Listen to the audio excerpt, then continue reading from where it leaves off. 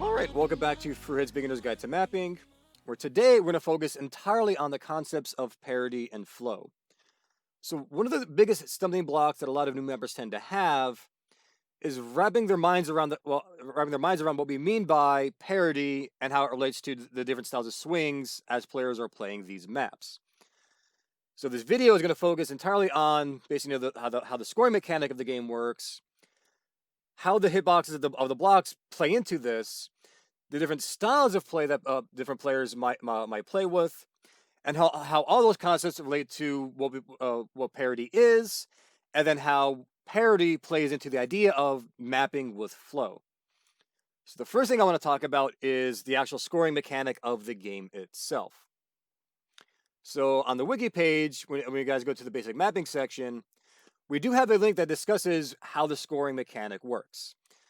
So the Beat Saber devs, back when the game first came out, they were nice enough to basically explain exactly how the scoring mechanic of the game works. It pretty much boils down to not so much basically the speed of the swing, but basically the angles as you are swinging at a block. So if we basically kind of let this video go and play through. So the first part of the scoring comes from this pre-swing. So the idea is you want to have this 90-degree angle before you swing through the block. So basically your saber starting perpendicular to the block, and then it swings down and then connects with the block. The closer you can get to having this 90 degrees on your pre-swing, you basically get a maximum of 70 points from this. Now, luckily the hitboxes are a little bit, generous. You don't have to be in a completely straight line of this, as long as you do have that 90-degree swing. Now, afterwards, you want to have a swing through your block. So you basically need to come down at 90, connect with your block, cut the block in half, and then keep that swing going for at least 60 degrees. Basically, the bigger your angle, your better angle on the swing through, you can then get up to 30 additional points. So then finally, the last part of the scoring comes from how cleanly were you able to cut this block in half. So the closer your swing was to cutting the block right down the middle, you can get an additional 15 points. Now notice in this video it says 10 points. Since this video was released, 2 years ago, the scoring system has changed a little bit. So now it's not 10 points for basically a perfectly cut block. It's now 15. So you have 70 points on that 90-degree, pre-swing, 30 points for that, swing through, and then 15 points for perfectly cutting in half, for a total score of getting 115 points. Now, while not all players are focused on, on getting really high scores and getting to the high section leaderboards, so some players just, playing the maps for fun. They like the music, stuff like that. But a large majority of the player base does care about the scoring system. They do want to have those, really high scores. So as you are mapping, you want to keep this scoring system in mind. You always want, as you guys are making your maps, you always want to give the player the best option to be able to get these proper swings in order to get the maximum amount of score. So now we see how this leads into actually hitting the block. This depends on the hitbox of the block itself. So if you were to imagine basically the block in game, the hitbox of hitting this block in order to get your score is actually much larger than this, and it is pretty forgiving. So notice the hitbox extends a decent amount forward from your block, a little bit behind, as well as a little bit on the sides. So that way is basically the game is basically kind of set to favor to give you guys the best chance of actually getting really high scores. However, because the hitbox of the blocks is much bigger than the actual block itself, you do need to keep this hitbox in mind, because depending on how your blocks are situated, these hitblocks might end up overlapping. It could cause issues with the scoring system. Namely, for example, if you had the blocks really close together and maybe angled in such a way that the blue hitbox might overlap with the red hitbox. So as you're swinging the blue saber through blue, you might end up accidentally hitting the red block's hitbox, which then the game will interpret, oh, red was hit with a blue saber, count this as a miss, and then now you basically kind of, end up screwing the player out of some points because of that. So the final thing I want to discuss about is actually how players are going to end up swinging at these blocks. So now on once again, basically on our wiki page, basically when we go to our scoring section, you might have noticed that there, depending on the players, you might have looked up tips and tricks online, and realized that there's a lot of different ways players can end up holding the controllers, depending on which setup they have, which controller they have, and how which one feels better in their hands. But regardless of exactly what grip a player might be using, the large majority of the player base can be split into two different camps: arm players versus wrist players. So arm players are players that have a tendency to, as they're swinging with their blocks, their arms are doing the majority of the work on their swings. Wrist players focus mainly on their wrists are doing the majority of the work at swinging through these blocks. So now it's because of these two different styles of play that some patterns might work, some patterns might not work. When it comes to wrist players, basically any pattern that a wrist player can hit, an arm player can hit really easily fine with not a big problem. However, the reverse is not true. Some patterns that, arm players are able to play fine and, enjoy, those patterns don't work that great with a wrist player. Sometimes those patterns do not work at all. So sometimes as you were playing through some of the maps, you might, as you were playing, you might have thought, oh, I was able to hit this pattern fine. What's the problem? The main reason for that is if you are an arm player, a pattern that worked for you is not going to work for a wrist player. So now, one of the things that we have noticed, though, is this also does depend on the player's actual skill. Most newer players tend to be arm players because it's basically, it just kind of works out better that you just, kind of swing your arms and your hands end up being along for the ride. As you start, getting more skill, you would then start to basically rely more on your wrist for much more of those swings. So lower skill and lower difficulty maps, arm play tends to be favored, so you basically, as you're coming up with some patterns, you can focus on some patterns that would be good for arm players. However, once you start approaching higher difficulties, your patterns, you want to basically keep in the back of your mind that these patterns should be comfortably done by a wrist player. So the next question is, well, depending on, if you're an arm player or wrist player, how are both of these going to end up swinging to hit these blocks?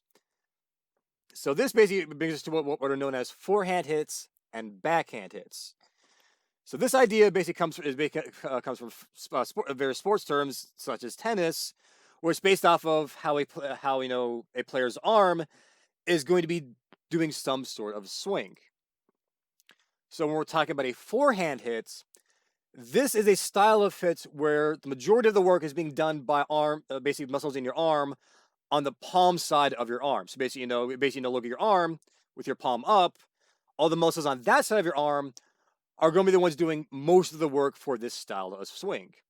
For backhand hits, if you now basically rotate your arm around and look at the back of your hand, most of the muscles on this side of your arm is going to now be doing most of the work instead. So it's because of the way that with the biomechanics of these swings, this leads into basically some hits being better to do with a forehand hit versus some stuff being done with a backhand hit. So now, as for differences, well, what's the difference between a forehand hit and a backhand hit for an arm player versus a wrist player? Like I mentioned, it basically depends on how your arm is set up to hit this block.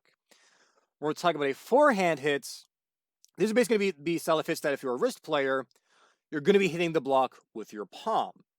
If you're an arm player, you're most likely going to be hitting it with the bottom of your hand. For backhand hits, if you're a wrist player, this is going to be a basic hit that, well, you're hitting it with, the back of your hand. If you're an arm player, you're going to have a tendency to hit it with your thumb instead. So this might still be a little bit confusing, but basically the way I always like to describe it is a standard slap versus a pimp slap. So if you're doing a standard slap, you're hitting someone with your palm. You're basically kind of just slapping them across the face. If you're doing a pimp slap, this is basically, you're going, Rick James on someone and just basically hitting someone with the back of your hand, just, kind of basically styling swings like that. So then we basically always want to keep in mind, if someone's going to swing with the forehand, it's with the palm or the bottom of your hand, backhand, back of your hand, or your thumb. So while this might be a little bit confusing to basically just, try to, wrap your mind around either trying to visualize it in your mind or just, look at these pictures, best option would then be to actually, see how this would look in game. All right, so now they're in the game. You basically see now exactly how most players are going to be basically, doing their swings. So if someone is, say, an arm player, most likely they'll be basically standing something like this, where either the bottom of the hand is basically facing the floor, or they might have their hand kind of forward, where basically kind of the bottom and the knuckles are facing the floor. Now, for most newer players or like lower skilled players, as they're doing their swings, they're most likely going to have a tendency to just lightly tap. So tap down, tap left, tap up, or a lot of times they'll just actually do kind of like a swing down going up. Now, more skilled players, on the other hand, instead of, doing those light taps, like I mentioned, you want to have those nice full swings. So basically, kind of start, saber up, swing down for that 90, and then that full swing through. So up, swing, swing, swing, swing. So you can see, as an arm player, as you're swinging down, you basically have to basically kind of either doing the karate chop or kind of standard sword cut down. As they swing up, basically kind of bringing the arm up and kind of doing a thumb flick towards the ceiling. As they swing out, basically, kind of just backhand to the right, and then palm slap to the left. So notice as an arm player, there really isn't much actual wrist rotation going on in a lot of these swings. You basically doing a full motion is just basically most of the work is being done by the arm. The wrist really isn't doing much of the motion. As for a wrist player, what they're going to do instead of basically instead of having bottom of the hand facing the floor, they'll basically have their wrist tilted more like this, where now the top of the hand is facing the roof, the palm is facing the floor. So now in this case, notice if I was a wrist player, wrist up, swing down, swing back up, swing back down, and then slightly rotate the wrist, right, left, right, left. So notice, you can still get that exact same full scoring motion without ever actually, much effort on the hand. Most of it is just on the wrist. Now, for me personally, I tend to basically kind of do a mix of both, where some of my motions will be partly caught by the arm, and then I have the wrist doing the most of the work. So basically, arm to move where I might have the block, and then do the rest of the motion for that nice, full powered swing with your wrist. So as you are working through Parity and Flow, you always want to keep those motions in the back of your mind. So backhand for wrist, kind of going up, forehand for wrist, kind of swinging down, backhand for the wrist going to the side, and then forehand for the wrist going to the left like that. As for an arm, most forehands are going to be done like this, where basically karate, basically kind of karate chop down or sword slice down, and then a thumb flip back up. And then as for moving right to left, either kind of pimp slap or standard slap, going like this way, or possibly they might even still kind of rotate the wrist and then thumb flick that way, forehand that way, something like that. Some others might even kind of do the other way, where they might do a sword, kind of like the sword slash forehand left, and then thumb flick right, or just do forehands on all of those motions. But for the general case, it'll be like I mentioned, thumb flick up, karate chop down, backhand left, slap right. As an R player, wrist flick up, wrist flick down, wrist flick right, and then wrist flick left. All right, so now that we've basically seen what these motions can be looking like in game, and basically knowing the mechanics of how these slashes are going to work, let's pop out of VR for now, and then head on over into the editor and see how we can actually start using this for our mapping processes. All right, so now that we've learned the difference between forehand hits and backhand hits, as well as the different styles of play, we are now ready to start discussing what we mean by parity. Now, each of those different styles of swing has their own biomechanics set into them. So we basically when we're doing a forehand swing, that is a set motion based off of what feels comfy. And then similarly for a backhand hit, that has a set motion of what feels comfy and what doesn't feel straining. So the idea of parity just means that as you're mapping out your patterns, you're constantly always alternating a forehand hit with a backhand hit on that same arm. So once you basically swing through with the forehand hits, you are now set up to do a backhand hit really comfortably. And once you've done a backhand hit, you're now set up to do a forehand hit comfortably. It is really awkward and straining to do basically to do repeated forehand hits or to do repeated backhand hits. So as you're doing mapping with parity in mind, all that means is you're just always alternating forehand, backhand for each color and for each arm swing. Now, depending on which block you use, as you can see here in our mapping wiki, each block has a different swing style associated with it that would be more comfy to do based on the mechanics of actually swinging your arm to hit these blocks. So as looking here on the wiki, this black line separates each color based off that parity, or based off those swings. Stuff below the line has a tendency to want to be hit as a forehand swing. Stuff above the line has a tendency to be swung as a backhand swing. So those are the swings that would be comfy to hit these blocks with. Stuff near the line could be a little bit debatable depending on what the context actually is. So if we look at this more clearly, if we're looking at blue blocks, as we swing down or as we swing left, these are going to be hit more comfy as a forehanded. So if you were to take your arm out right now, it would be easier to do by hitting it with your palm or hit it with the bottom of your hand. So basically, if you look at this blue, swing down with your palm, it's comfy. Swing with the bottom of your hand, it's also comfy. Swinging left, it's comfy to just, bring your arm left with your palm. Now, you could, in theory, do this with backhand swings. So basically, rotating your arm down and then swing down with your, basically, backhand the top of this block. Or then also swing left with your back of your hand. It's doable, but notice it was a lot more awkward. It wasn't as comfy as it was hitting them with your palms. Similarly for red, swinging down or swinging right, this is comfier done as a forehand swing where you're basically hitting them again with your palms or with the bottom of your hand. Now, the reverse of this, we're looking at backhand swings. For blue, swinging up and swinging right is comfy. We're basically hitting it with the back of your hand. Again, same idea. Put your arm out and swing to hit these blocks with the back of your hand or with your thumb. So notice as you're swinging up, that's comfy to hit with my thumb, or it's comfy to hit with the back of my hand. As I'm swinging right, that's also easy to hit with the back of my hand. Flip your arm over and try to hit this with your palm. Again, it's doable, but it's not really as comfy as it was with the back of your hand. Similarly, for this one, again, with your palm, doable, but again, it's not as comfy. And the same idea with our red. Swinging left and up is better done with that backhand hit style. So now comes a fun discussion. What about diagonal blocks? Well, remember, when we're basically looking at these boxes, the hitbox is a lot larger than the block itself. These hitboxes and the score mechanic is also really forgiving based off of the angle that you're swinging at. So as you're swinging diagonally, technically you don't have to hit this exactly at this diagonal angle. Each of these diagonal blocks could be thought of as being made up of two individual blocks themselves. So going up and right, I can view this as being made up of an up block combined with a right block. Now, depending on how I swing at this diagonal, I could treat it as either an up or a right.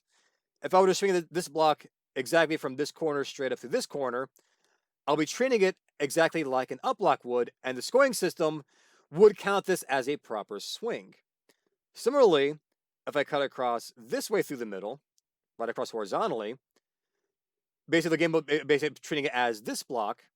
Again, the scoring system will count this as a proper hit, and I'll still get full points. So because of this, depending on what two blocks make up a diagonal, we can treat it as such. So in this example, since this is made up as an up and a right on a blue, this is comfy as a backhand, this is comfy as a backhand, this will be comfy as a backhand hit. If I'm looking over here, this one is made up of a left and a down. Left feels comfy as a forehand. Down feels comfy as a forehand. Therefore, this one can be hit comfortably as a forehand. The issue arises when you have competing different swings. Notice for this one is made up of a down and a right. But remember, a blue down that feels good as a forehand hit.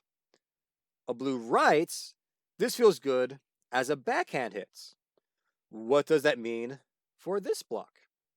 Well, when it comes to these diagonals, again, we can basically treat it as either one.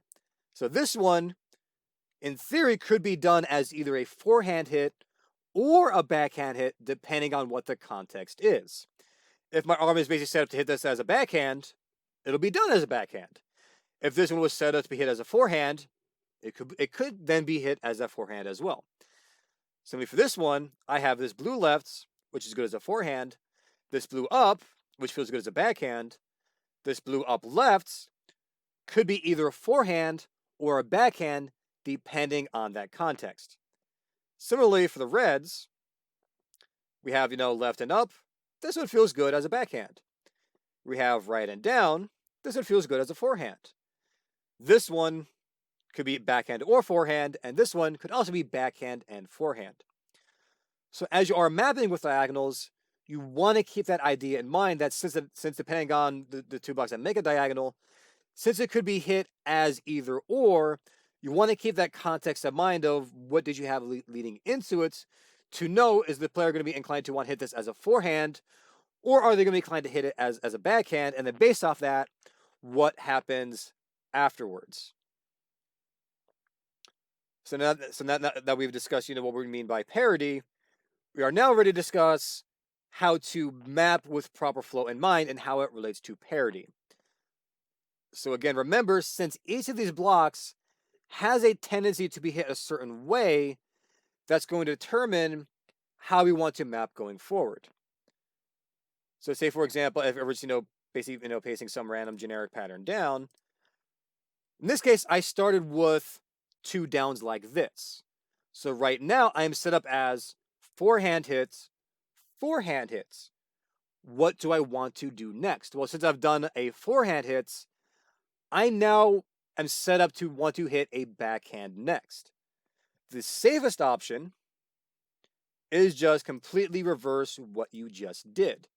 Since I know down and up, since they are polar opposites, forehand, backhand, forehand, backhand, I am now safe.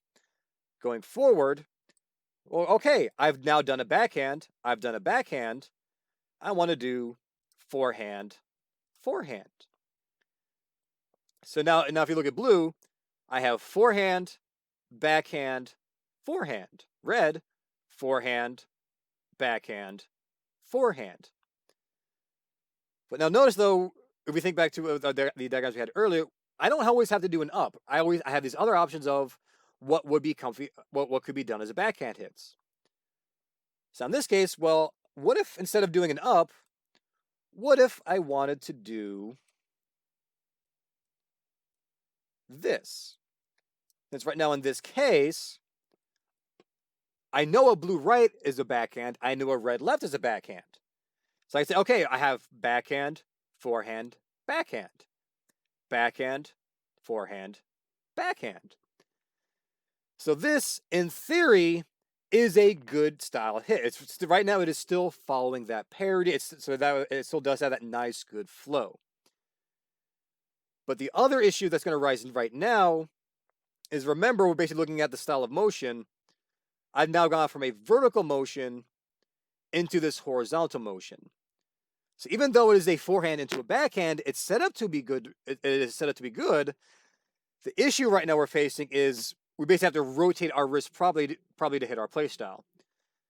So now this is where we have the difference between an arm player and a wrist player. If you're playing as an arm player, you might be thinking, well, why is this a problem? Because an arm player, they're going to swing down as a karate chop with the bottom of their hand. And then, okay, I'll bring my arm up and then hit this with the back of my hand. And then, okay, come here, swing down with, the bottom of my hand with a karate chop. What's the big deal? I never have to rotate my wrist going through this. For a wrist player, though, they will. They're going to hit this with their palm, come forward, hit this with the back of their hand. Their arm now has to uncomfortably rotate in order to get that proper alignment. So now, depending on the difficulty you're mapping and depending on how fast your map is, this rotation might be okay. If you have something that's a lower skill to something basically like an easy or normal, these 90-degree rotations are totally fine to do because, well, an ARM player, they're already set up to have no trouble going through this at all. A wrist player, however, is going to have trouble with this. So as long as your map is slow enough and there is enough time between these hits, they can be comfortably done as this 90-degree change. Depending on your BPM, that's going to basically determine how far along of time do you need. In this case, there is 2 beats between this rotation. For a low difficulty, this is totally fine, totally acceptable to do. For a higher difficulty, it's pretty dicey at 2 beats. For a proper wrist player, 3 beats or longer, depending on what your BPM is, that's basically how much amount of time you want to have for that actual 90-degree rotation. All right, so now we've gone over this. What about if I did something like this? And say, okay, well, I have down, right, and up. So now someone might be looking at this, again, if you're an ARM player, might be looking at this and say, well, what's the big deal? Again, as an ARM player, I'm going to karate chop down, backhand right, thumb up. I never have to rotate my wrist at all during any of this. What's the big deal? Again, the problem is it's basically based off that wrist rotation. Also, it's based off of, keep in mind, of parity. Right now, the way this is set up, I have a forehand into a backhand into another backhand. This might be uncomfortable for a player to do. So again, if you're an ARM player, you might think this is fine. But again, like I said, it's based off of ARM versus wrist play. Stuff that works for ARM is not going to work for wrist. For a wrist player, they basically have to, okay, I'm doing palm down. I have to rotate backhand this way. But now when I get to here, right now I have to either uncomfortably rotate my wrist as another backhand. If they swing it back up, that's not going to be comfortable to do. Alternatively, I say, okay, if I hit this as a backhand, I'm going to now hit this as a forehand to follow parity, to follow that proper flow. But now notice in this case, your player's hand has now ended upside down. So if I had now followed this with down and down, you might think, okay, well, based off of what I'm looking at here, just this section alone, backhand, backhand, forehand, forehand, I don't see a problem. But the overall pattern, I have forehand, backhand, backhand, forehand. Or if I'm going to follow parity, forehand, backhand, forehand, backhand. Once you get to these 2 downs here, your arms are now upside down. This gives rise to what is known as a triangle and or a wrist reset. When we're looking at what is known as triangles, this is when, as you have your map laid out, if your player is following 100% parity and they're always alternating forehand and backhand hits, once they get to the end of a pattern, they end up upside down. So if I were to basically go into this and I basically had a standard stream going forward, once I get here, I am now doing the rest of the stream with my hands completely upside down. That's going to be really awkward and uncomfortable to do. In order for the player to get out of this, once they've hit these as forehands, they now have to reset their wrist, rotate the wrist back to the correct orientation to now go back into doing comfy forehands and backhands through the rest of this pattern. So now, again, similarly, depending on how we were talking about those 90-degree alterations, triangles depends on context, depends on difficulty, and depends on speed. For lower skills, mainly because of arm play, triangles play really well because it's going to play slow enough and the player is going to be set to be doing this as arm swings. Karate chop down, backhand left, thumb up. Their arm never rotated, so once they get to this point, they're still set up to hit this as a nice comfy forehand with a karate chop down. They have had no change at all. For a wrist player at higher difficulties, they are going to be in trouble when they get to this point here. Now, depending on speed, like I mentioned, if it's slow enough, I personally like triangles. Triangles, for me, are fun to do. However, once you get to high enough speeds, they no longer work at all. So the question is, number one, how can you avoid introducing a triangle into your map? Best option in this example, avoid having these hard 90-degree rotations, because if you avoid these hard 90 degrees, this problem here that basically got introduced going from this right into this up, that problem is not going to be introduced. But what if you wanted to introduce a triangle into the map for fun? How can you safely get into a triangle, and how can you safely get out of a triangle? Well, that's based off of these diagonals. So since we know doing a hard 90-degree rotation like this is uncomfy, one option we can do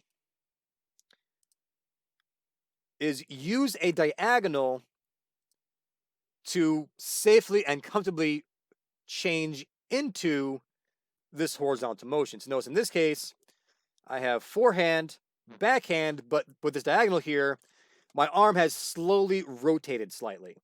So now once I go into this left here, I can now complete the rotation, and now I've now set myself up to now go into this horizontal motion. And okay, I know I'm doing horizontals. I can now do something like this. We'll do that. So now, okay, I've used this diagonal to basically get into horizontal. So now I'm doing forehand, backhand, forehand, backhand, forehand. This backhand is now diagonal.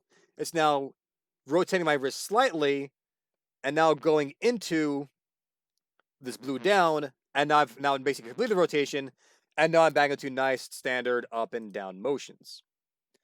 So as long as you're using these diagonals carefully, you can now introduce horizontal, and then introduce vertical motion. But what if instead as I was going through this, I did that, I did that. What if I did that? So notice in this case, once I've gone to this diagonal here, I have now ended up introducing a triangle.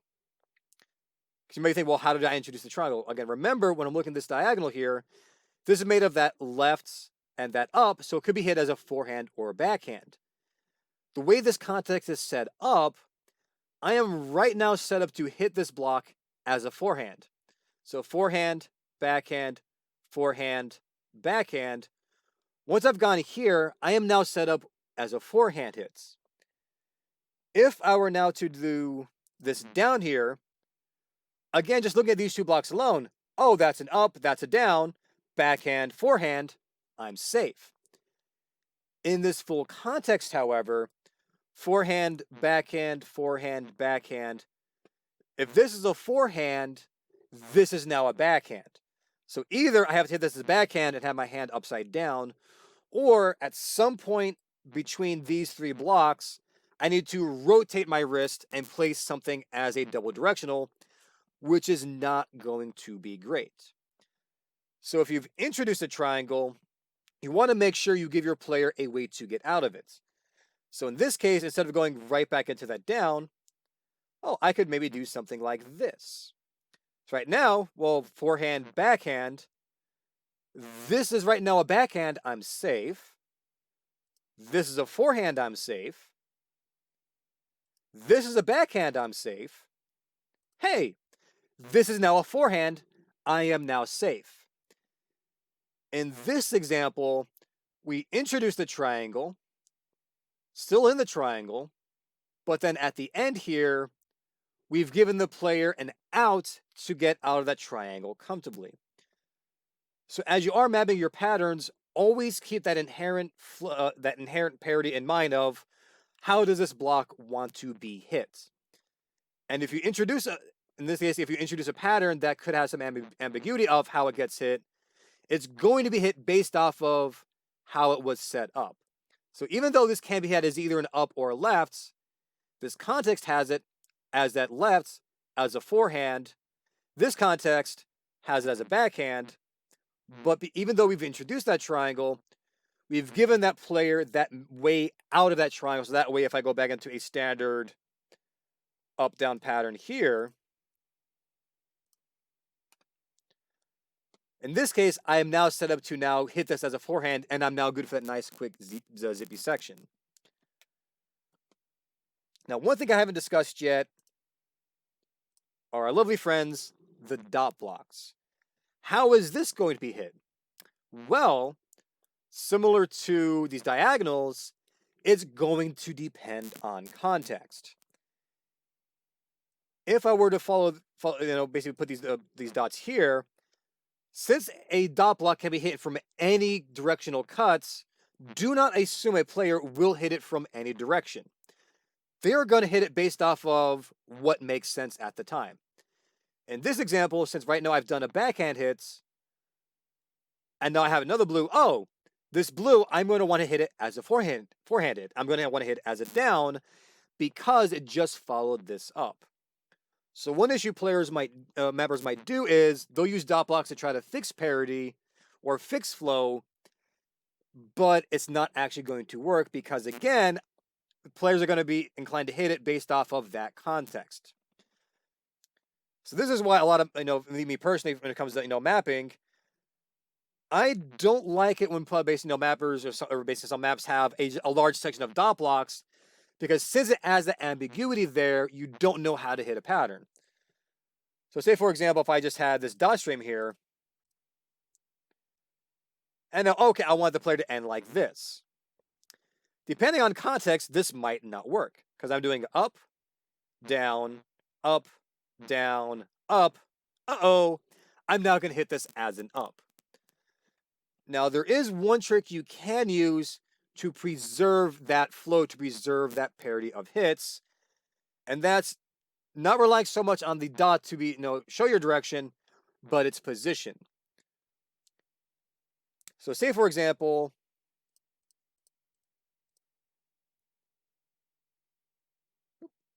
if I basically I just want to go to a nice, slow section of just, dot blocks, what I could do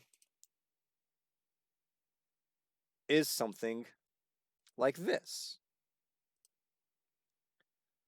So right now, notice, just looking at these blue dots, I have no idea how I was intended to swing at, so I'm just going to swing in some random direction. However, notice their positions. It's forcing your player to hit it a very specific way. Namely, okay, I've swung down. I'm going to hit this as a backhand hit. But because it's up and slightly to the right, it's the same thing as if it was an upright diagonal. The player's going to be forced to do this exact same motion. Once I get here, now this blue dot's on the left. I need to swing left to hit it.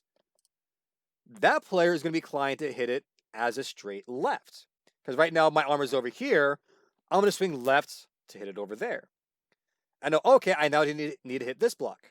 Well, this one, since I need to move right and up, I'm going to want to hit it like I would hit this block. And then so now once I get here, I am now set up properly in order to hit that block the way the mapper intended.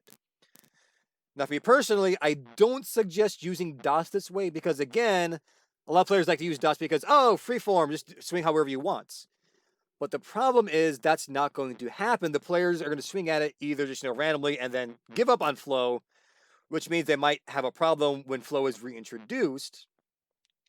Or you might just put random dot blocks with no care, and then you might run into that issue as well. So that way, if you do use dots, try to use their position like this in order to help preserve that flow through a section. So that way, once you reintroduce it at the end, you are now set up to hit this properly. All right, I believe that is everything I want to discuss about parity and flow.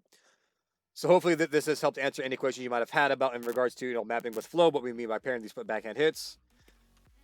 And yeah, so now you're basically good to head back in, go through your patterns, and make sure you are always keeping all this stuff in mind. And I will see you in the next video.